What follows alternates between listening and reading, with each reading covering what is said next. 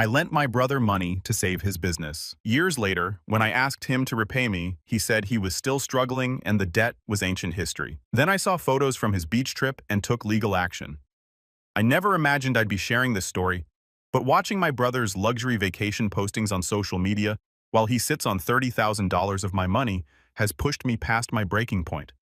5 years ago, I made the stupid mistake of trusting family over my own financial security, and now I'm watching the consequences play out in real time through Instagram stories and posts from the Maldives. Let me start from the beginning. In 2019, my grandmother passed away, leaving me with an inheritance of $50,000. I had been saving for years, and this money was finally going to make my dream of home ownership possible. The housing market in our area was just starting to heat up, and I had my eye on several promising properties. I'd done everything right, maintained excellent credit, saved diligently, and researched first-time home buyer programs. This inheritance was the final piece I needed to make it happen. Then in March, my brother James showed up at my door in tears. We'd always been close growing up, though we drifted apart somewhat in adulthood as our lives took different paths. I went the traditional route: college, steady job, careful planning. James was always more of a risk taker, starting his own business right out of high school and living what seemed like a charmed life when things went well. That evening, the charm had clearly worn off. His business was failing due to a combination of poor management and an economic downturn. He was 3 months behind on his mortgage, his credit cards were maxed out, and his wife Sarah was threatening to leave him if he couldn't get their finances under control. They had 2 kids, my niece and nephew, who were 10 and 8 at the time. The thought of them potentially losing their home or having their family torn apart broke my heart. James had always been my parents' favorite, the entrepreneurial spirit who was going to make it big someday. They'd invested in his various ventures over the years, but they'd taken significant losses during the recession and couldn't help this time. I was his last hope. He said he needed $30,000 to save his business and home, and he swore he'd pay me back within a year with 8% interest. I was hesitant, but James was persistent. He brought up all our shared childhood memories, reminded me how he'd always looked out for me when we were kids, though my recollection of this differs from his. He even started crying when talking about how he couldn't bear to tell his kids they might have to leave their home and school. I agreed to lend him the money, but I insisted on a written agreement. James readily signed it, probably thinking he'd never have to honor it. The agreement specified the loan amount, interest rate, and a 1-year repayment timeline. I even had it notarized, which James laughed off as me being overly cautious. The first few months, James was full of optimistic updates about how his business was turning around. Then the updates became less frequent and the tone changed. When I brought up repayment as the 1-year mark approached, the excuses began. His business was still recovering, his son needed emergency dental work, his wife's car broke down. Each excuse seemed legitimate on its own, but they started piling up suspiciously. By year 2, I was getting frustrated. The housing market in our area had exploded, and properties that would have been within my reach with my original down payment were now completely unattainable. I was stuck in an increasingly expensive rental, watching my monthly payments climb while my dream of home ownership slipped further away. Meanwhile, James's social media told a different story than his excuses. While telling me he was still struggling financially, he was posting about home renovations, his new gaming setup, and weekend getaways. Nothing extravagant enough to call him out on directly, but enough to make me question his claims of financial hardship. I tried bringing up the loan in person at family gatherings, but James became an expert at avoiding me. He'd suddenly need to help with the kids or take an important business call whenever I approached. Our parents, when I confided in them, told me to be patient and understanding. Family helps family, they said, conveniently forgetting that's exactly what I'd done. Helped family, only to be taken advantage of. The situation remained in this frustrating limbo until last week when James posted about his upcoming dream vacation to the Maldives. Not just any vacation. We're talking first-class flights, an overwater bungalow at a luxury resort, and a packed schedule of expensive excursions. The total cost from what I could piece together from his posts was well over $115,000. I couldn't believe my eyes. Just 3 days earlier, he'd sent me a long text about how he was still struggling and needed more time to get his finances in order before he could start repaying me. Seeing him post about living his best life and treating himself because he deserved it made something snap inside me. I sent him a text pointing out that the money he was spending on his vacation could have gone toward his debt to me. His response was what finally pushed me to take action. Come on, that was 5 years ago. Ancient history. You can't expect me to put my whole life on hold over ancient history. I'll pay you back when I can, but I need to live my life too. Ancient history. Those words kept repeating in my head. My lost opportunity to buy a house before the market went crazy. Ancient history. The years of stress and resentment watching him live luxuriously while dodging my requests for repayment. The fact that I had to delay starting a family because I couldn't afford it without the financial cushion he took from me. That's when I decided enough was enough. I've consulted a lawyer who confirmed that my notarized agreement is legally binding. I'm now in the process of taking legal action to recover my money plus the accumulated interest. When I informed James of this, he exploded, calling me heartless and saying I was destroying our family over just money. The family has predictably taken his side. Our parents are telling me I'm being too harsh, that I should be more understanding of his situation. They seem to forget that I'm in my situation precisely because I was understanding of his. Even our extended family has gotten involved, with aunts and uncles calling to tell me how disappointed they are in my decision to attack my own brother. But I'm done being the understanding sibling who gets taken advantage of. But am I the fool asking for my money back? Update 1. First, thank you all for the supportive comments and advice. I want to address some common questions I've been seeing.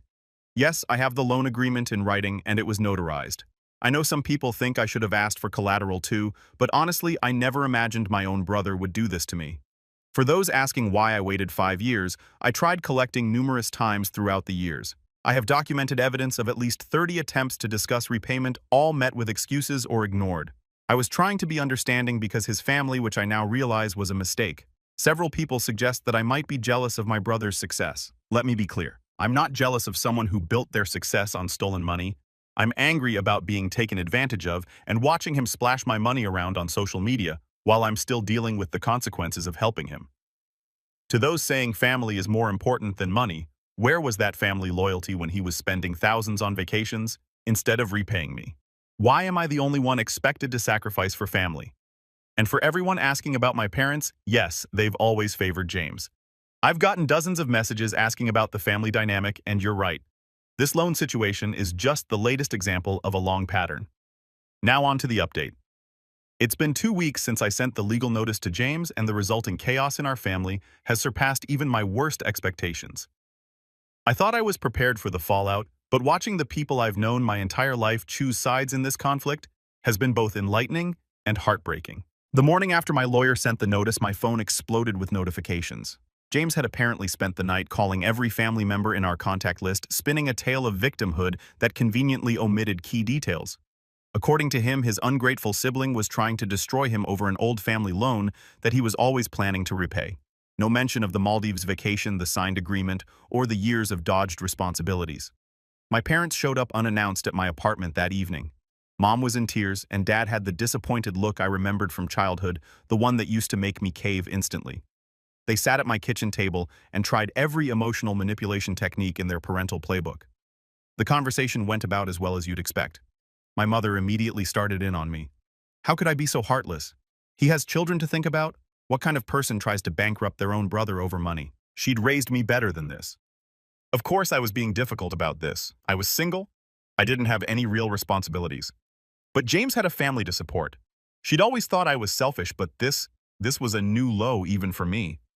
The way she spat out the word single like it was some kind of moral failing, as if my lack of children somehow made my financial stability worthless, just perfectly summed up how they've always seen me in this family.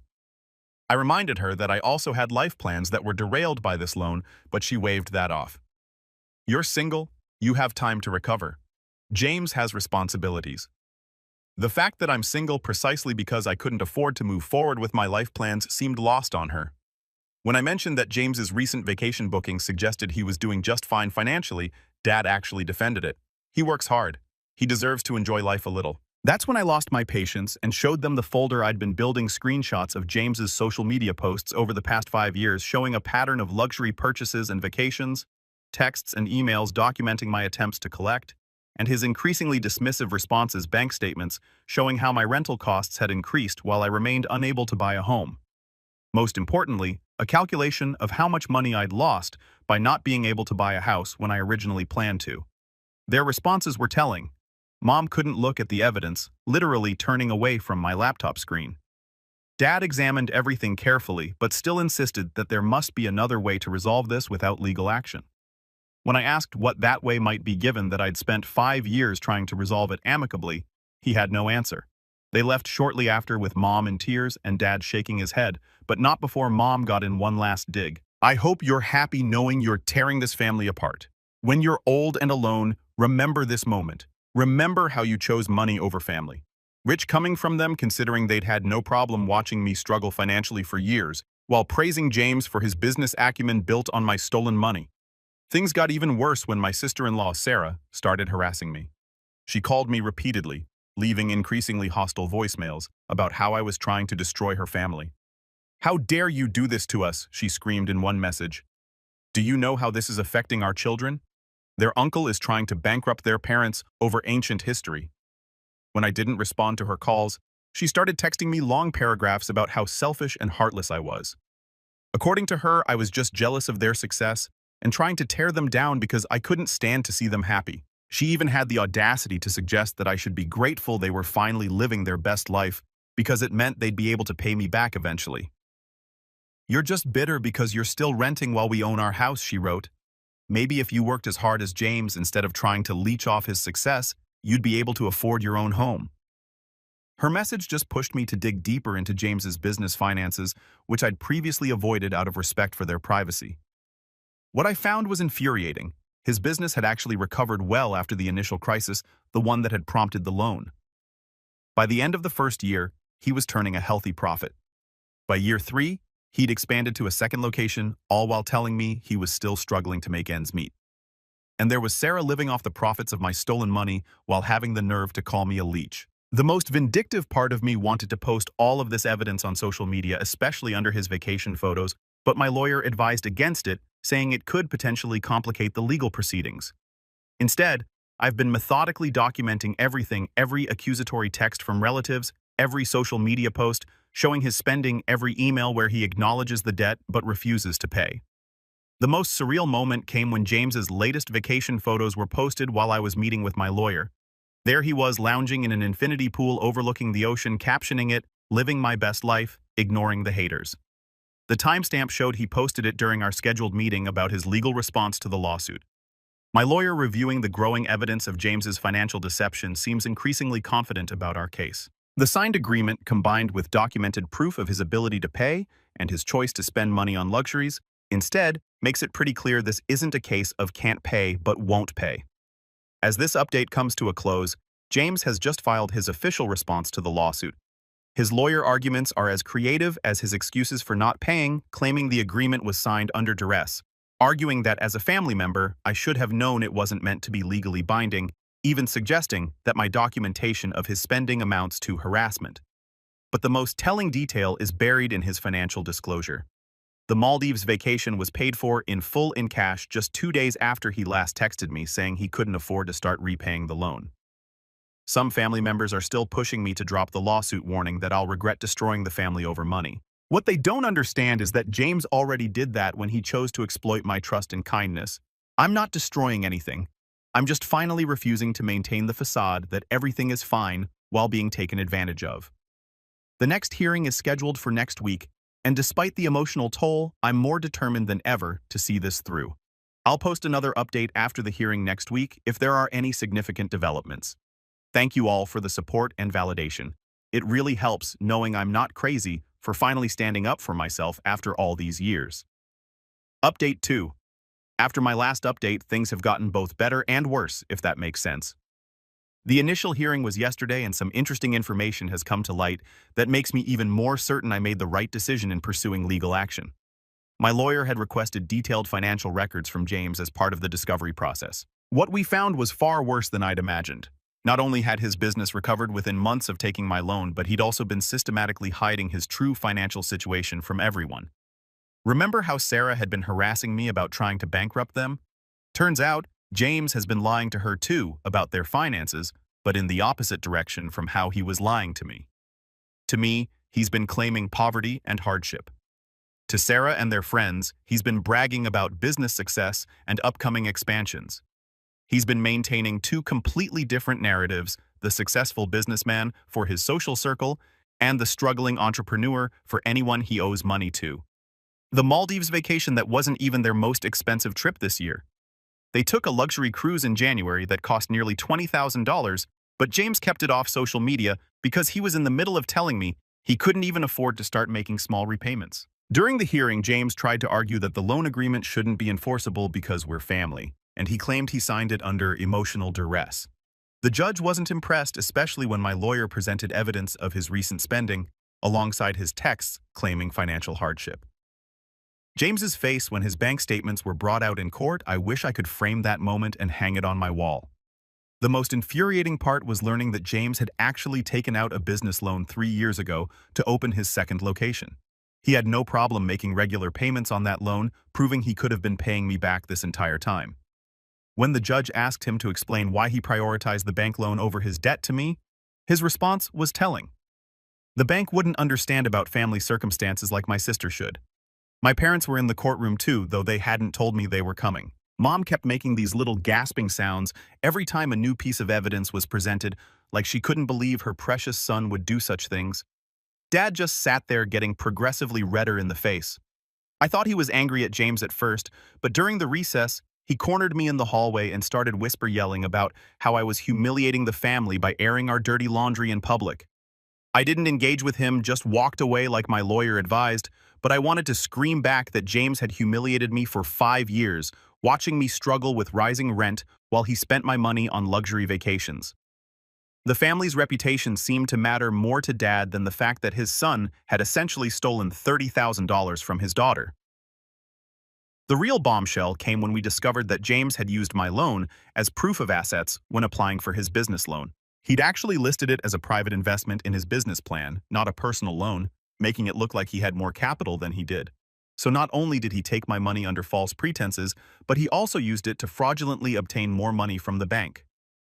My lawyer's eyes practically lit up when she saw this documentation.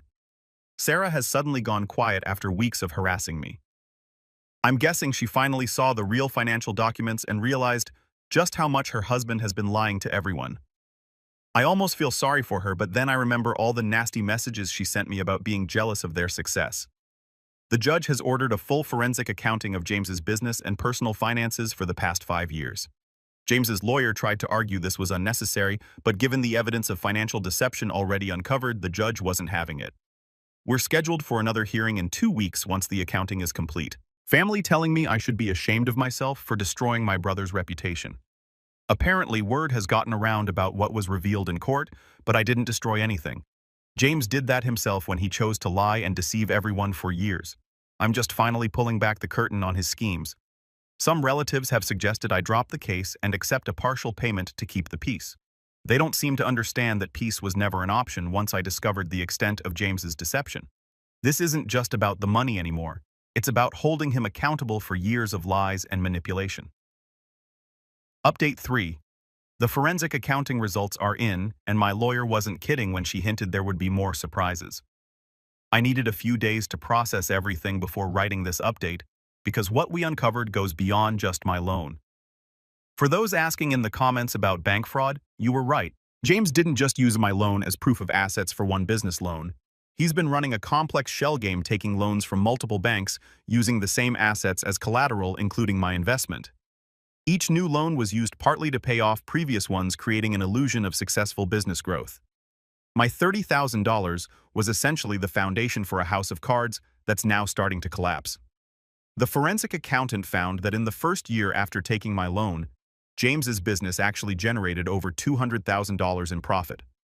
Instead of repaying me, he used that money to put a down payment on an investment property, which he then used as collateral for more loans. He kept telling me he was struggling while systematically using my money to build his personal real estate portfolio. During the most recent hearing, James tried a new strategy through his lawyer. He offered to pay me back the full amount plus interest if I would sign an NDA and agree not to share any information about his financial practices with the banks he borrowed from. The judge's reaction was priceless. She actually laughed out loud and reminded his lawyer that attempting to cover up bank fraud with an NDA could be considered conspiracy. My parents have done a complete 180, but not in the way you might expect. Instead of finally accepting that James was in the wrong, They're now blaming me even more intensely. According to them, if I hadn't selfishly pursued legal action, none of James's creative business practices would have come to light. Mom actually said I was destroying my brother's life over a little loan between family. When I pointed out that bank fraud was a serious crime, Dad told me I should be ashamed for caring more about banks than my own brother. Sarah has filed for separation not because of the lying or fraud, mind you, but because the impending legal consequences might affect their lifestyle. She sent me a long email blaming me for forcing her to leave James by exposing his financial dealings. Apparently, I should have just accepted being stolen from so her children could continue enjoying luxury vacations. The forensic accountant also uncovered that James has been hiding money in offshore accounts. Remember that cruise they took in January? It was paid for through a shell company registered in the Cayman Islands. My lawyer estimates that he's moved over $500,000 offshore in the past 3 years, while claiming he couldn't afford to repay my $30,000. The judge has frozen all of James's known assets pending further investigation. His lawyer tried to argue this was unnecessary since James had offered to pay me back, but given the evidence of systematic fraud, the court wasn't taking any chances. As my lawyer explained, this isn't just about my loan anymore. It's about potentially years of financial crimes. James finally tried to talk to me directly after the hearing. He was crying, saying he never meant for things to go this far.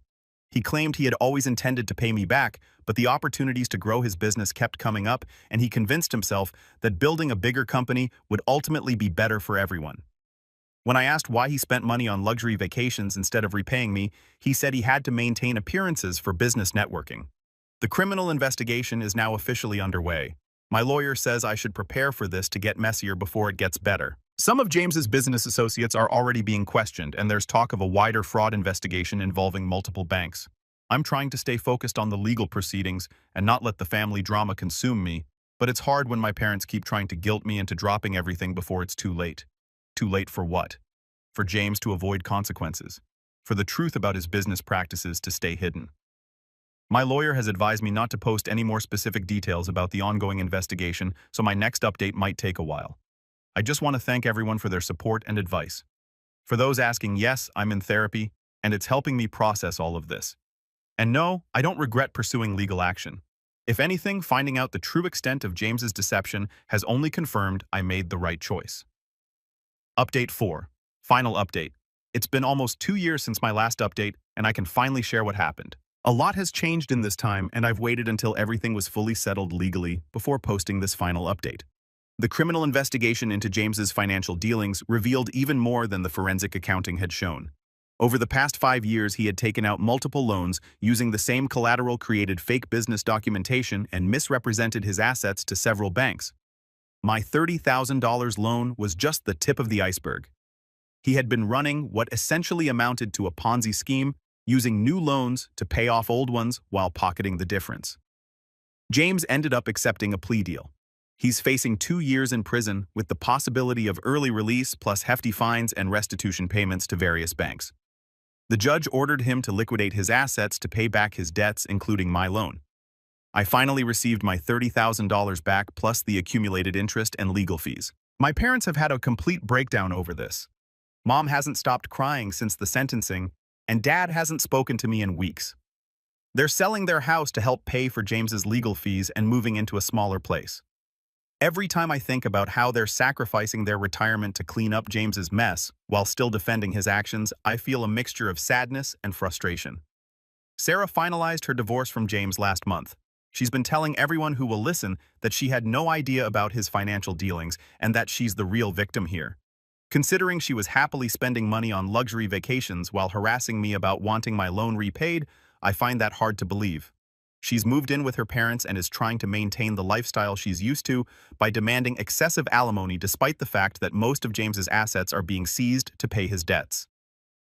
James tried one last manipulation attempt before reporting to prison. He sent me a letter playing the repentant brother, probably on advice from his lawyer, to try for a more lenient sentence. It was full of the same old tactics, reminiscing about childhood memories that never happened, making excuses about feeling pressured to succeed, and claiming he always intended to pay me back. Even facing prison time, he couldn't help but try to make himself the victim. He ended the letter asking me to speak at his sentencing about his good character and how this was just a misunderstanding between siblings. I didn't respond. After everything he'd done, he was still trying to use family ties to escape consequences. Some people in my life suggested he might have changed, that prison was making him reflect on his actions, but I know better. Manipulators don't change. They just adapt their tactics to their current situation. I've used the repaid money to make a down payment on a house. The market is still expensive, but at least I'm finally getting out of the rental cycle. It's not the house I could have bought 5 years ago, but it's mine and I earned it honestly. Some people have suggested I should feel guilty about James going to prison, but I don't. He had countless opportunities to make things right over the years. He chose to continue lying and defrauding people instead. The consequences he's facing now are the result of his own choices, not my decision to stop enabling him. As for my parents, I'm giving them space to process everything. Maybe someday they'll understand that by holding James accountable, I did what they should have done years ago. Maybe they won't. I've made peace with either outcome. My lawyer tells me there might be more legal proceedings as the banks pursue civil cases against James, but I won't be posting any more updates. This chapter of my life is finally closed, and I'm ready to move forward, so I won't be responding to comments or messages anymore. Thank you to everyone who supported me through this journey. Your encouragement helped me stay strong when my own family was trying to make me doubt myself.